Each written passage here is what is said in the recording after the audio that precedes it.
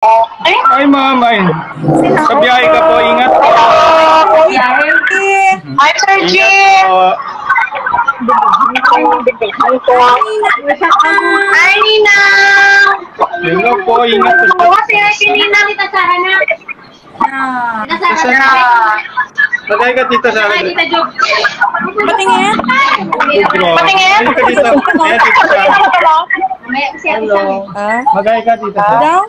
Ikaw? Ay, Stevie. Ay, Stevie. Pogi. Ingat po sa biyahe. Nag-level up na ngayon ang samahan ni Sara Garcia at Jovelyn Gonzaga. Kahapon lang magkasama sila at ngayon naman naka-live din sila kasama ang kapatid ni Jovelyn Gonzaga na si Jade Gonzaga. Naka-update talaga kay Jobs ang bawat ganap ni Sara dahil alam nito yung pagpapa-extension ng eyelashes at pagpapa-nail art. At parang sobrang close din ni Sara sa family ni Jobs. Inaya pa nga nila ito na magmukbang sa Sunday. Oy, mag-drive ka muna, Sir G. Mag-drive niya ako. Mag-drive niya ako. Pati yung mata mo? Ariel. Pati yung mata mo? Ariel Olesa. Hindi mo mamata. Hindi mo mamata. Neighborhood spot. Hindi mabigat?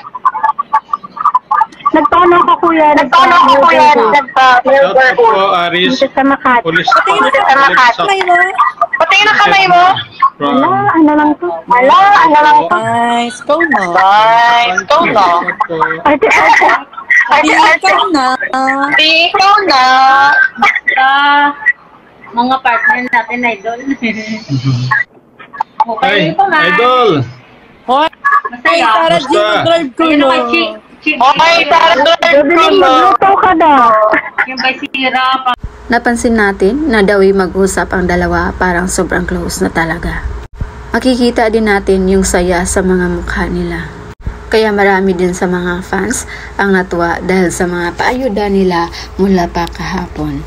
And by the way guys, sa mga nagdududa pala na hindi si Jobs yung nakatalikod, ayan may resibo na po na nilabas. So sana nag-enjoy kayo sa ating pa-update ngayon. Again, this is Minel's TV. Thank you for watching.